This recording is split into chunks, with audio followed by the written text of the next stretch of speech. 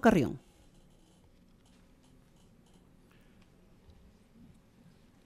Muy buenos días, muchísimas gracias por la oportunidad de estar aquí.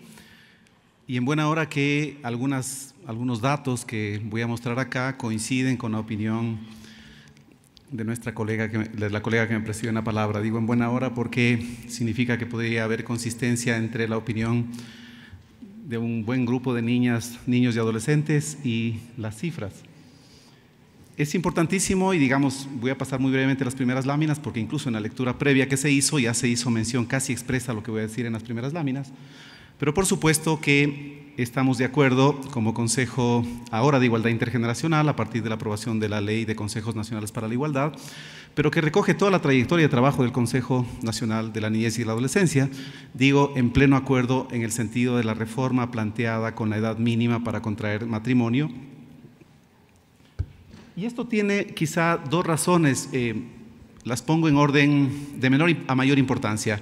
La primera, que efectivamente tanto en las recomendaciones del Comité de Defensa de los Niños y Adolescentes de Naciones Unidas del año 2005 y 2010 se ratifica y se reitera la recomendación al Estado ecuatoriano en el sentido de operar estas reformas en cuanto a la edad mínima para el matrimonio. Es así que las observaciones del comité en el año 2005 sugieren en el numeral 27 que el Estado adopte las disposiciones legislativas a fin de que la edad mínima para contraer matrimonio cambie. Asimismo, en las recomendaciones en el año 2010 se reitera la misma recomendación. Sigamos. Es importantísimo tener en cuenta que el Ecuador, además de muchas otras convenciones, es el segundo suscriptor de la Convención de los Derechos de la Niñez, que en 2 meses cumple 25 años de vigencia.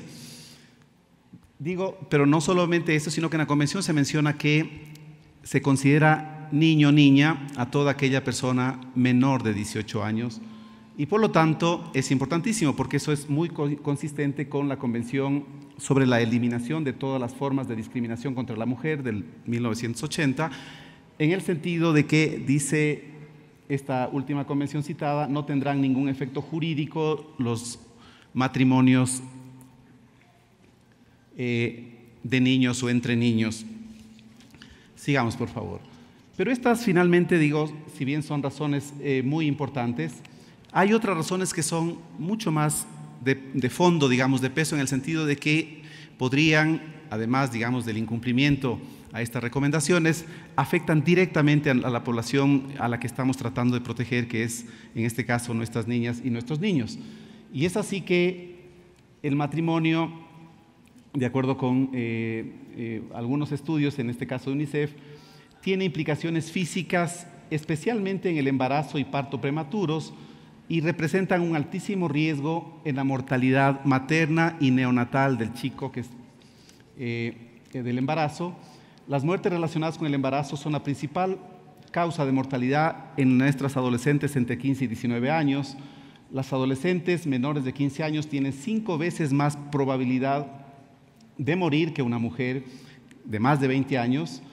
Sus hijos también tienen menores probabilidades de sobrevivir. En el caso de las madres menores de 18 años, las probabilidades de morir de sus hijos durante el primer año de vida son 60% más elevadas que en aquellos de mayores de 18 años. Sigamos, por favor. Y por supuesto tiene implicaciones en su salud, en su educación, en sus condiciones de vida en relación al maltrato o al buen trato. Por ejemplo, en educación sin duda hay muchísima más probabilidad de abandonar los estudios. En la salud aumentan las tasas, ya dijimos, de mortalidad derivadas de estas prematura maternidad, y estas dos condiciones sin duda facilitan lo que de alguna manera con todas las políticas públicas se trata de disminuir o de incluso eliminar, que es la reproducción del círculo intergeneracional de la pobreza. El Ecuador es uno de los países, lamentablemente esta cifra es una cifra muy dura, pero uno de los países de América Latina con mayor número de embarazos adolescentes.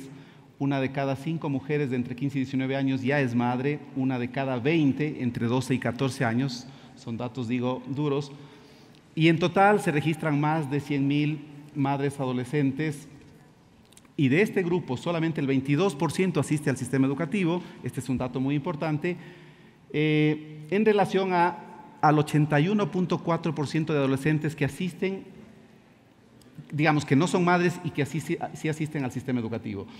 Estas cifras muestran que en realidad la decisión de cómo está en este momento el proyecto de reformas al Código Civil parece que dan suficiente argumento para pensar que, tanto estas razones sustantivas como aquellas del cumplimiento de las convenciones suscritas por el Ecuador a nivel internacional, son razones suficientes para considerar que es adecuado como está propuesto en este momento el proyecto de reformas al Código Civil. Muchísimas gracias.